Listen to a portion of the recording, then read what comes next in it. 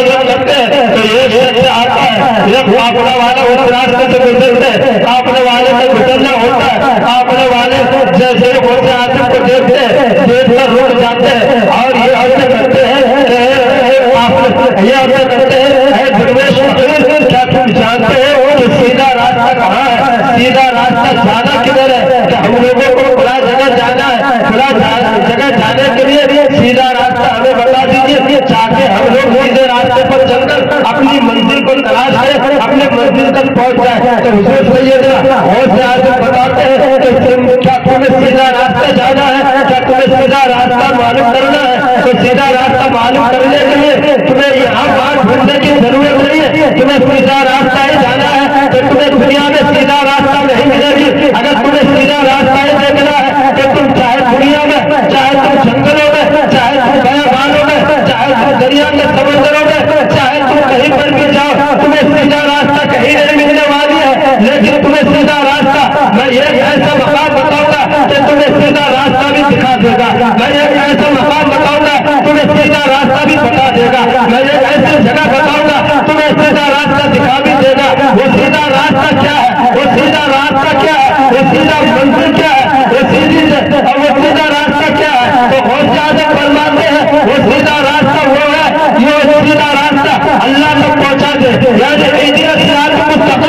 सिरात मुस्तकीम ये वो रास्ता है जो रास्ता अल्लाह तक पहुंचा दे। अब अल्लाह तक पहुंचाने के लिए हमें सीधे रास्ते पर चलना पड़ेगा, अल्लाह तक पहुंचने के लिए हमें नमाज की पाबंदी करना पड़ेगा, अल्लाह तक पहुंचने के लिए हमें नमाज की पाबंदी करना होगा, हमें अल्लाह तक पहुंचने के लिए हमें रोजा की भी पाबंदी करना पड़ेगा, हमें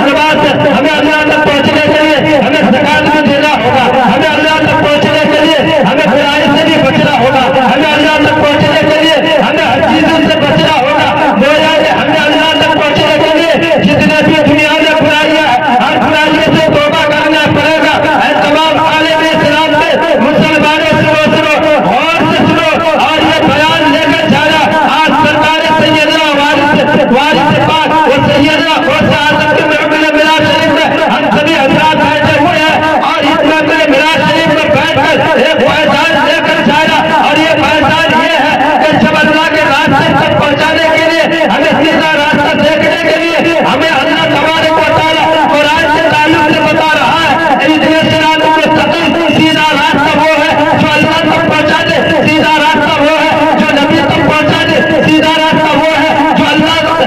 के कुर्ब इलाही हासिल करा दे। जो सीधा रास्ता पहुंचने के लिए हमें क्या करना है, सीधा रास्ता पहुंचने के लिए हमें नमाज की पाबंदी करना पड़ेगा, सीधा रास्ता पहुंचने के लिए हमें रोजा की भी पाबंदी करना पड़ेगा, सीधा रास्ता पहुंचने के लिए हमें वलिया के आपके नक्शे कदम पर भी चलना पड़ेगा, सीधा रास्ता पहुंचने के लिए हमें सैयदना सरकार वारिस पाक के दामन को भी पकड़ना पड़ेगा, सीधा रास्ता पहुंचने के लिए हमें सैयदना गौसे आजम के दामन को भी पकड़ना पड़ेगा, सीधा रास्ता पहुंचने के लिए हमें ख्वाजा गरीब नवाज के दामन को भी पकड़ना पड़ेगा। गोया इस जमीन पर जितने भी वलिया कराम है सारे वलिया कराम से रक्षा कदम पर चलना पड़ेगा, तब हमें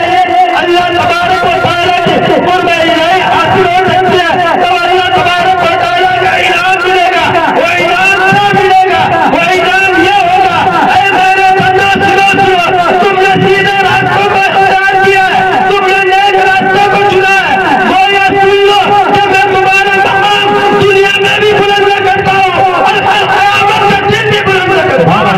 नारे तकबीर, नारे तकबीर, नारे रिसालत, नारे रिसालत, नारे तकबीर, नारे रिसालत। तो दोस्तों सीधा रास्ता समझ में आ गई, सीधा रास्ता चलने के लिए हमें हर चीज करना पड़ेगा। अब जरा तवज्जो फरमाइएगा, हज़रत थोड़ी देर आऊंगा इंशाअल्लाह यानी आखिरी बयान करने के बाद फिर हमारे आलिम साहब नात पढ़ेंगे, उसके बाद इंशाअल्लाह महफिल मिलाद शरीफ का इख्तिताम हो जाएगा। लेकिन कुछ बयान आप सभी हज़रात समाअत फरमा लीजिए, शान गौसे आजम के बारे में समाअत फरमा लीजिए, शान गौसे आजम के बारे में समाअत फरमाने के बाद वो आपने वाले जैसे ही गौसे आजम के बावजूद से गौसे आजम की ज़बान हाल से सीधे रास्ते के बारे में बयान करते हैं कि सीधा रास्ता तो अल्लाह तक पहुंचा देता है, सीधा रास्ता तो रसूल तक पहुंचा देता है, सीधा रास्ता तो बंदे को कुर्ब इलाही से